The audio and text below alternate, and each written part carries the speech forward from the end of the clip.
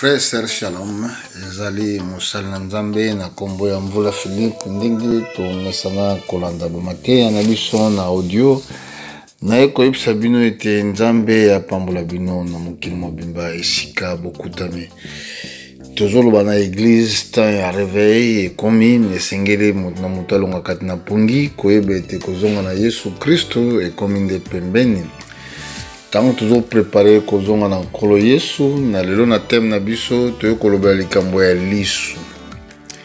Bible lobi na Matthieu na chapitre 6 na verset 22 na verset 23 et biso ete soki lisu na yo ezali malamu nde nzoto na yo mobimba ezali malamu, nde soki lisu na yo ezali mbindu nde nzoto na yo ezali mbindu. Na kati wana tolini toyeba ete eloko nini ezosalaka lisu ya motu ezala mbindu.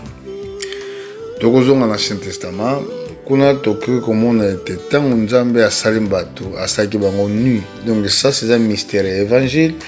Pourquoi que Nzambe asalaki Adam na Ève nu? Nzoka nde nudité eza elembo ya malédiction. Quand quelqu'un aza na elamba na nzoto te, moto oyo azali malamu te liboso na Nzambe. Mais oyo ezali message tokote ya lelo te, peut-être kozala na mikolo mosusu na ba période mosusu Nzambe kolinga tolakisa image ya nudité ya kozanga bilamba ya Adam na Ève. Parce que tant bakosala masumu nde Nzambe akosalela bango bilamba. Nzoka nde na Apocalypse azoko exige biso fotolata bilamba ya mwasi ya libala. Et puis na Apocalypse na mokanda na Matthieu na tant totali na parabole ya fête d'annonce tokomona ete eza na bilamba epesamaki na baye oyo bazalaki invité na libala.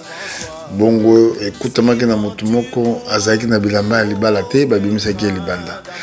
Na livre Apocalypse chapitre 19 babisi biso ete épouse aza déjà préparé alati bilamba ya kitoko bilamba ya fele.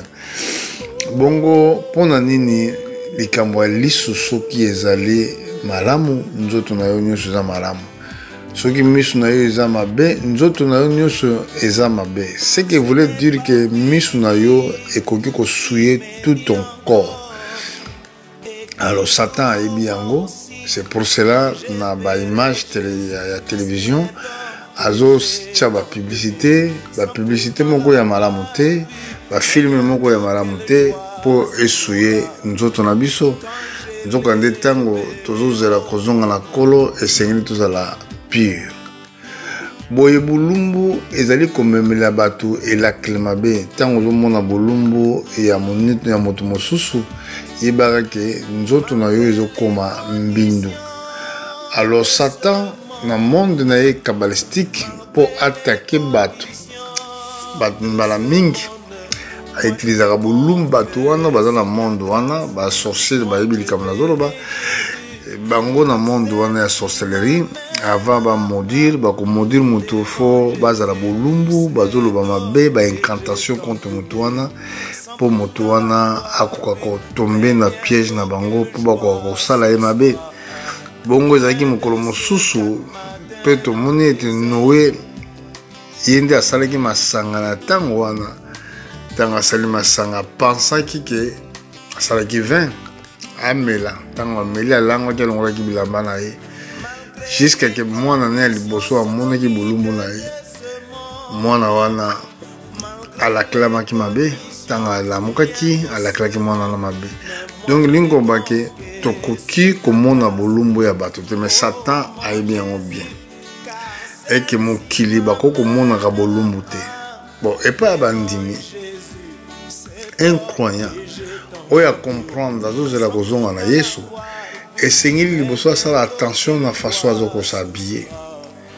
Nga na kokama pourquoi eke yo mwasi oyebi bien que ozali image ya église pe toyebi bien eke makomi ezoloba na biso nini na kati ya Bible, mais chaque fois olingi kolata bilamba moko eza trop serré ba parti na nyonso ya intime ya nzoto ozokomona ezomona ya libanda ezolakisa ke yo mpo na yo ozokanisaka ya bilamba ezaka pona ko couvrir atan bilamba na yo eza serré na kati ya nzoto yo pona yo zo gêner yo te mais nzokande tango Satan nde moto azokosa yo bongo parce que bapense ya bato ezokende na te ke po bilamba na yo olati elamba mais bapense ya bato ezokende plutôt na façon corps na yo ezokose présenter tala liloba oyo Yesu alobaki boye c'est lui qui regarde une femme pour le convoiter donc tango ozotala mwasi epe oconvoiter là on voit maintenant il y a liboso ils ont créé une pensée et là tellement mabe et créer une pensée est-ce que créer pensée à malamote et créer pensée à mabe et tango penser à mabe yé penser eza lokola l'esprit mauvaise oyo ko se présenter devant toi tango penser à mabe wana yé mbala moko récepteur za âme parce que âme soko endimi penser wana oyo mabe mbala moko corps et ko agir donc Satan est très intelligent ayebaki ndenge nini akoko mema bato belé na enfer. Entre-temps, Seigneur, azoloba que c'est lui na singulier qui regarde donc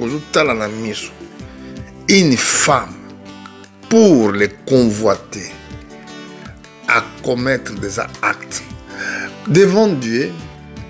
Acte est commis par rapport à acte est commis par rapport il y a pensé. Donc devant Dieu c'est comme ça.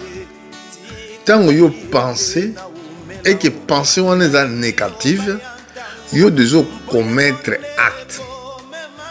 Donc il y l'esprit na yo faut la sanctifier. Pour acte elle jamais commis na corps.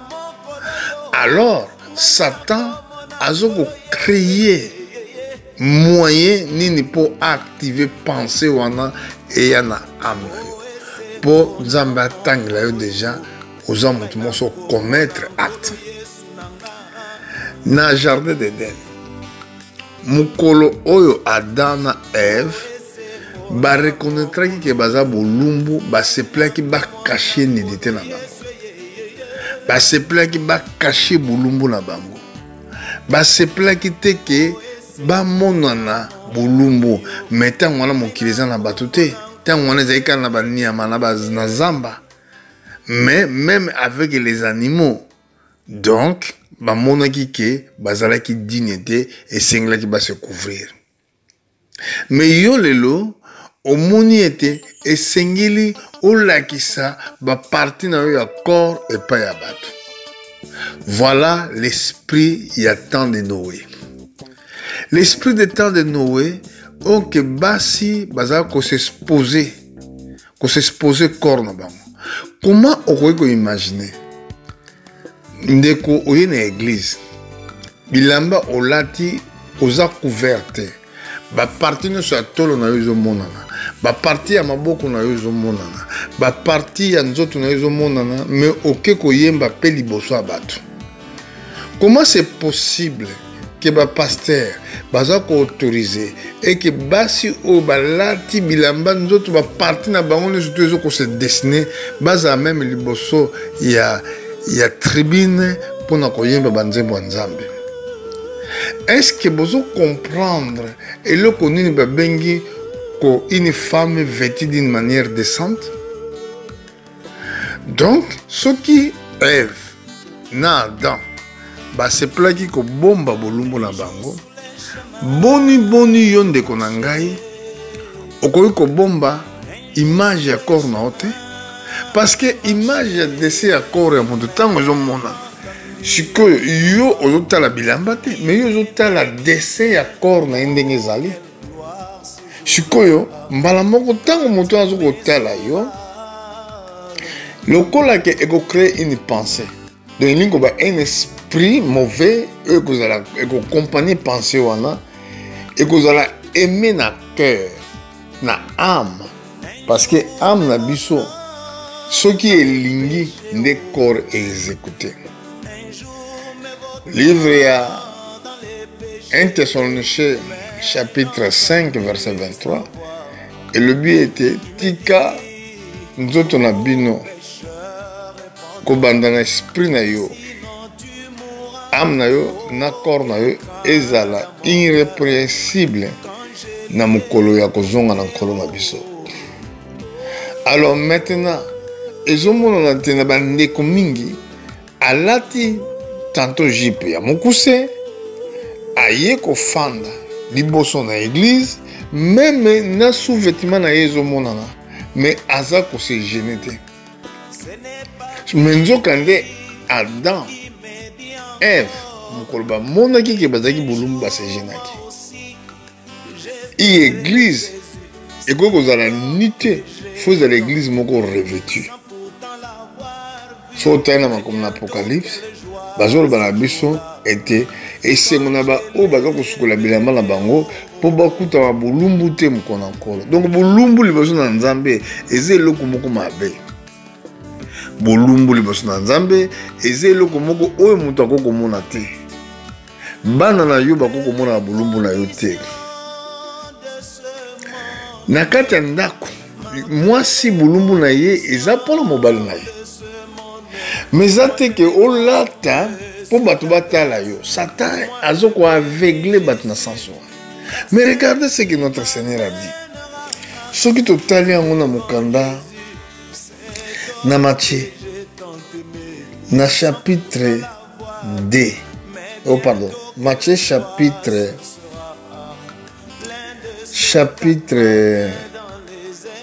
6 na verset 22 à 23. Babi nzoto ya moto, liso ya moto. Yoka ndenge Bible lobi naza na mokanda na Matthieu chapitre 6 na verset 22. Balobi l'œil est la lampe du corps. Si ton œil est à bon état, tout ton corps sera éclairé. Mais si ton œil est à un mauvais état, tout ton corps sera dans les ténèbres. Si donc la lumière qui est en toi est ténèbre, combien seront grands ces ténèbres? Donc voilà, awa yesu azolobela biso likambo ya lei. Nzokande bilamba oyo ezali malamu te etiraka lei ya moto. Et puis Satan azosala yango po ayebi makomi oyo. Ayebi ke tango yo lati mabe bato bakotalo na nzela, bato bakotourne miso na bango kotalo na nzela. Mais tango siko bato bazotalo na nzela, siko ezo produire ni na nzoto bato une pensée à ténèbres. Totala ngo malamu. Tozali kotala na mokanda na Matthieu na chapitre 5 na verset 28. Et le bon. Mais moi je vous le dis que quiconque regarde une femme pour le convoiter est déjà commis adultère avec elle dans son cœur. Si ton œil droit est pour toi une occasion de chute, arrache-le et jette-le loin de toi. Jette-le loin de toi. Dans verset 29, si ton œil droit est pour toi une occasion de chute, arrache-le, jette-le loin de toi. Car c'est avantage pour toi qu'un seul de tes membres périsse et que ton corps entier ne soit pas jeté dans les Guéhennes. Et si ta main, donc wana balobi likambo liso, donc moni liso oyo mona mwasi ya bato na façon moko ya mabe, na façon moko neti bandi koyoka posa ya kokende pembeni ya mwasi wana, donc eza occasion ya komema bato na faire. Alors sikoyo yo mwasi oyo oza mondimi Ce qui est là, Telinayo, est commis pour et comme un scandale. Na miso bato mosusu. Tango bato bazo komona yo. Nde voilà. Ozali sikoyo chemin moko ozali ko préparer bato pour bakena affaire. Parce que comment oko lata yo mutwana mobali. Olata bilamba oyo yo fait tirer l'air ya bato. Oya koyemba liboso na Nzambe na bilamba moko oyo yo ekoko tirer ke bato batala yo batala bolumbu na yo. Soki ke elateli na yo mwasi. Ozolata ke po bato batala yo. Est-ce que comprendre sens? Parce que ça problème il y a regarde bato bazo ko regarder. Tant bazo regarder yo, bazo tala yo, image nini oyo réfléchir et pas ina bango bazo tala yo. Donc première image, bato wana bako banda ko convoiter yo. Mais tant que moto wana bandi ko convoiter yo par rapport à corps na yo, par rapport à façon nzoto nezali, donc moto wana devant Dieu à commettre acte adultère malgré qu'il a s'approché na yote.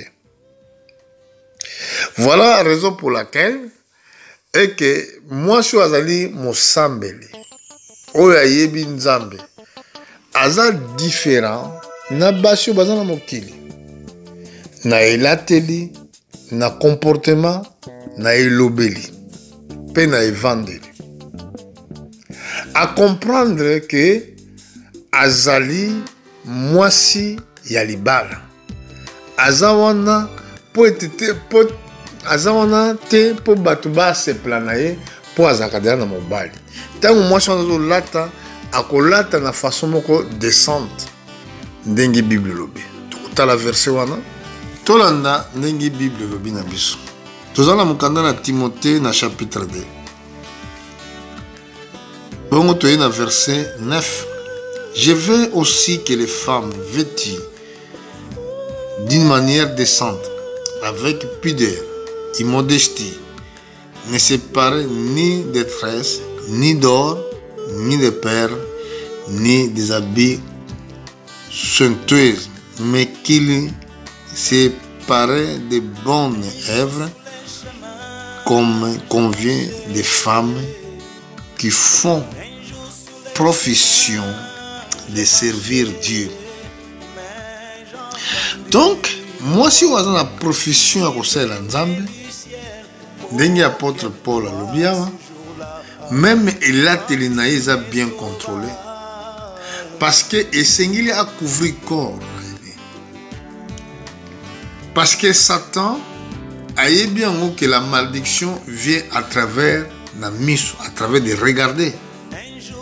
Donc, dans le combat spirituel, les pensées sont très importantes pour la conserver. Donc, tant que le combat spirituel, le combat commence dans la pensée. Avec la âme. C'est pour cela apôtre Paul a exhorté Bissoboy. Tu allais ramener toutes les pensées captives. Parce que tes pensées, et cause de la quand il y a captif, il y a prison, oyoyo, et que Seigneur seulement qui a kolongola yo, na quand il y a mauvais pensées. Mokila liboso souk totali na mukanda na Genèse, na chapitre 6. Dans verset 5, au monde que batu bazalaki na makanisi mabe. Donc mokili liboso ponzamba détruire yango, a détruire yango kaka na ba acte te mais première ezaki ba pensée. Entre temps ba pensée ba tout ce comme mabe et comme dangereux. Dans la première partie, il y a un message que sengili mutabatela bolumbu na ye. Ponzambe na mokolo ya enlèvement akoya kozwa bato bazali revêtu mais akozwa bato baza bolumbu te tokotala ngo malamu totala liboso likambo ya pensée Tu es dans Genèse, dans chapitre 6.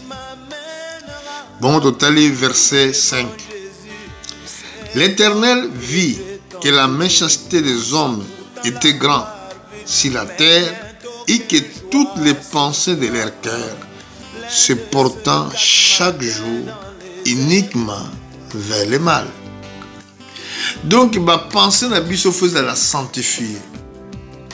Que tant qu'on pensait à monter sanctifier, et dit que son âme et que vous allez sanctifier, et son corps et que vous allez sanctifier.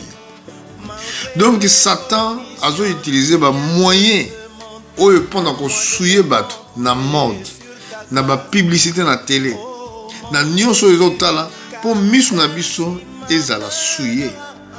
C'est pour cela, Lélo, par grâce de Dieu, tu as porter un message pour peut éclaircissement. Parce que Satan a frappé l'œil. Donc, Ndenge Banda Kala a trouvé que moi aussi, j'ai une victime privilégiée pour détruire l'humanité. Ndenge Pazo Salango Lélo la base. Alors voilà. Et que tant on y se bat dans le monde na bulumbu na yo o lac la bango mabe tant on y surtout bateau bazo tambola bazo mona bulumbu na yo ozo lac la bango mabe tokota la sous versement na mokanda na proverbe Bible le biboy na verset 15 oui suivez des sentiers ne détournez et qui prennent des routes tortueuse pour te délivrer de la femme étrangère, de l'étrangère qui emploie les paroles doucereuses. Oui, qui abandonne l'ami de sa jeunesse et qui oublie l'alliance de son Dieu. Car sa maison penche vers la mort, sa route mène chez les morts. Aucun de ceux qui vont à elle ne revient. Il ne trouve les sentiers de la vie. Il te marchera ainsi dans la voie des gens de bien. Tu garderas les sentiers des justes. Donc, awa, bazo la kisabiso, ndenge ni sorte ya basi wana. O ke batu ba sala ke batika ba mina bango ya bo jeunesse pona ko blanda lolenge ya basi oyo bazali ko poser nzoto na bango pona ko bebisa ba vie na mukili oyo yango Satan azo utiliser même ba démon ba prince ba princesse ou ba benga ba sirène ba bima na mukili avec une beauté incroyable pour mettre beaucoup de gens en enfer. Parce que les soumis à sexualité, ils ont le premier acte qui était commis dans le jardin d'Éden. Ils allaient le principal dans le monde des ténèbres. Ceux qui ont l'inceste, souvent ça dans le bateau, dans l'esprit mabé, dans le sorcier. Il y a un moment d'inceste dans la famille. Mais frères et sœurs, ceux qui ont été amatés à Oyo, ils ont amatés à moi pour la conscience à battre, pour l'esprit, ils ont été à Noé. Et là, on dit que les salams qui ont été à Noé. Il y a un autre homme qui a répété. Mais nous, quand des bateaux, ils sont dans l'eau là, et les bateaux, ils sont dans l'eau, mais bateaux, ils sont dans l'eau. Donc, on sa version à Souka, nde tokosisa mateya na biso soki nzambe akolinga mokolo mosusu tokozonga ko profondir susu mateya oyo bongo pona kosukisa tolobi na topesi verset moko na mokanda na Apocalypse chapitre 3 verset 17 Bible parce que tu dis que je suis riche je me suis enrichi. Je n'ai besoin de rien. C'est parce que tu ne sais pas que tu es malheureux, misérable, pauvre, aveugle et nu. Je te conseille d'acheter de moi de l'or, pardon, éprouvé par le feu, afin que tu deviennes riche, et des vêtements blancs, afin que tu sois vêtu et que la honte de ta nudité ne paraisse pas à une colorie pour oindre tes yeux afin que tu voies. Moi, la biso nudité spirituelle. Donc, nous avons biso batu toujours refléter le spirituel, la nature, la nature na biso et refléter pe spiritualité na biso. Donc, façon ya kozala nu, ya kozanga bilamba, eza façon ya kozala un pauvre qui comprend rien ou ya zangi baptême à Saint-Esprit. Donc, si vous avez un baptême à Saint-Esprit, donc devant Dieu, vous avez revêtu. Alors, moi, sinon, surtout, oyoyo, azali, kotambola na bilamba moko ya bien te. Alati bilamba fe kange na nzoto. Faut, ba génie nous surtout ezo komonana, la partie nous surtout ezo monana, devant Dieu, aza mwasi moko a valeur te, aza mwasi moko aza na respect te, aza mwasi moko oyo akoki ko mériter même libala moko ya valeur te. Parce que aza couvert te. Ndenge moko pe na libala na Christ, akoluka mwasi aza couvert na mwasi alatisa malamu. Bota un exemple. Ata basi ba mikonzi bomonaka. Bakolata bilamba moko na façon moko que nzoto na nzo za la couvert pour azala quand même irrespectueux. Akotia ba biloko mato ete za la extravagant et que bato nyos bazo mona. Beauté de tie nyos ba rouge à lèvres kangami partout pour bato mona zo kitoko te. Kitoko yango wana te, kitoko eza cœur. Bible dit la beauté est vaine, mais la femme qui craint l'Éternel, c'est le ciel sera loué. Voilà, tu as un proverbe, dans chapitre 31, verset 10. Pour aller loin, tu as dit, que Dieu vous bénisse. Ezali Moumbula Nzambe, na kombo ya Mvula Philippe. Tu as l'esprit des temps de Noé. Que Dieu vous bénisse. Merci et à bientôt. Ce n'est pas fini, il me dit encore, et qu'un jour moi aussi je verrai Jésus.